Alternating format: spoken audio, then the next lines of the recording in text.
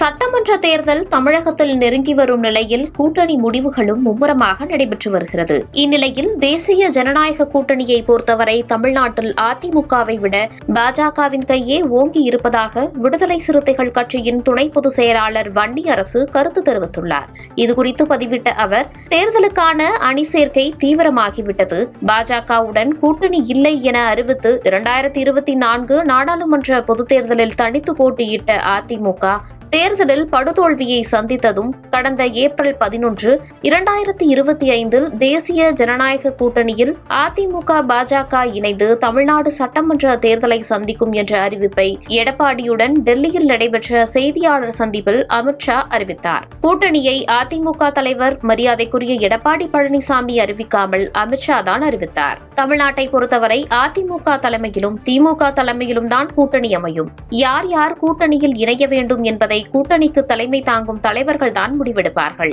ஆனால் மரியாதைக்குரிய டிடிவி தினகரன் தேசிய ஜனநாயக கூட்டணியில் பாஜகவின் பியூஷ் கோயல் முன்னிலையில் இணைந்துள்ளார். இது பாஜகவிற்கான வலிமையை காட்டுகிறது, அதிமுகவிற்கான பலவீனத்தை காட்டுகிறது என வன்னியரசு பதிவிட்டுள்ளார். மேலும் குறிப்பிட்ட அவர், எடப்பாடி பழனிசாமி பலவீனமான தலைமைதான் என்பதை நிறுவவே பாஜக முயலுகிறது என்பதையே இந்த அணி சேர்க்கை உறுதிப்படுத்துகிறது என குறிப்பிட்டுள்ளார். மேலும் இரட்டை இலை பெறுவதற்கு லஞ்சம் கொடுத்ததாக பதியப்பட்ட வழக்கில் டிடிவி தினகரனின் மேல்முறையீட்டு மனு வரும் பிப்ரவரி 2 டெல்லி உயர்நீதிமன்றத்தில் விசாரணைக்கு வருவது குறித்தும், மருத்துவக் கல்லூரிகளுக்கு அனுமதி அளித்தது தொடர்பான அன்புமணி ராமதாஸ் மீதான ஊழல் வழக்கு டெல்லி சிபிஐ நீதிமன்றத்தில் நடைபெற்று வருவது குறித்தும் இந்த பதிவில் குறிப்பிட்டுள்ளார். மேலும் டெல்லி உயர்நீதிமன்றத்தில் அன்புமணியின் மேல்முறையீட்டு மனு மார்ச் 16 வருவதால் சிபிஐ வழக்கில் அடுத்த விசாரணை மார்ச் 28 வருவது குறித்தும் குறிப்பிட்ட வன்னியரசு, இதில் பாஜகவின் தலையீடு கூட்டணி முடிவில் முக்கிய பங்காற்றும் எனவும் குறிப்பிட்டுள்ளார்.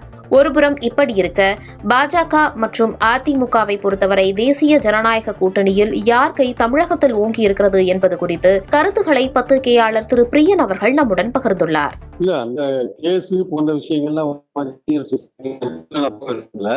அவர் சொன்ன ஒரு விஷயம் உண்மை.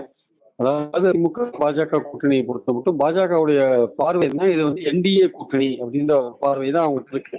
அதுதான் அவங்க தொடர்ந்து சொல்லிட்டு இருக்காங்க. இப்ப ஜாயின் பண்ண தினகரன் கூட என்டிஏ கூட்டணின்னு சொல்றாங்க. ஆனா அதிமுகவை பொறுத்த மட்டும் அதிமுக தலைமையிலான கூட்டணி அப்படின்றத அவங்க வலியுறுத்துறாங்க. அந்த விஷயத்த வந்து டெல்லியில் இருக்கிற பாஜக தலைவர்களோ அவங்க யாரும் ஒத்துக்கிறது இல்லைன்றதை பாக்குறோம் நம்ம.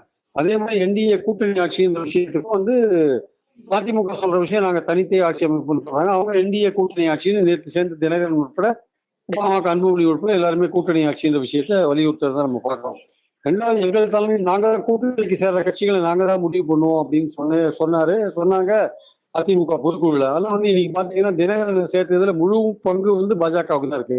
அவர் தான் அமித்ஷாவை சந்திச்சிட்டார், அவர் தான் வந்து பியூஷ் கோயலை சந்திச்சாரு. அவர் சந்திச்சு வந்து ஒப்பந்தம் போடும்போது கூட்டணிக்கான அனௌன்ஸ்மெண்ட் வந்த போது அந்த இடத்துல ஏடிஎம்கே ஆளுங்க யாருமே கிடையாது.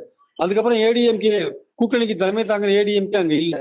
அப்போ இது வந்து பாஜகவுக்கும் தினகரனுக்குமான ஒரு ஒப்பந்தமா இருக்கா, அது அதிமுகவும் சேர்த்த ஒரு என்டிஏ கூட்டணிக்கான ஒரு ஒப்பந்தமா இருக்கான்னா அது ஒரு சர்ச்சைக்குரிய ஒரு விஷயமா அதை நம்ம பார்க்கணும்.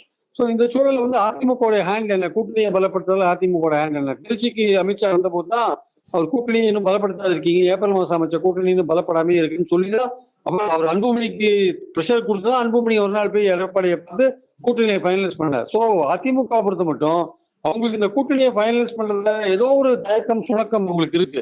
ஆனா பாஜக தான் அதை வேகப்படுத்துறாங்க, அவங்க தான் லீடு எடுக்கிறாங்க அப்படின்ற விஷயம் இருக்குல்ல, அதுதான் வந்து பிரதானமா இருக்கிறத நம்ம பார்க்கணும். நம்ம அதிமுக என்ன முயற்சி எடுக்குது? இப்போ தேமுதிக பிரேமலதாவை வந்து அணிக்கு கூட்டினத கூட பியூஷ் கோயல் தான் 2 நாளா வந்து மெனக்கெட்டு இருக்காரு. 2 நாளா அவர் மெனக்கெட்டு இருக்காரு. அவங்க குரூப் டீம் வந்து பலாதவாப்பட்டு இருக்காங்க. பிரேமலதா எப்படியாவது நாளைக்கு பிரைம் மினிஸ்டரோட அந்த மீட்டிங்ல உட்கார வச்சிடணும்ட்டு அது எவ்வளவு தூரம் தெரியாது.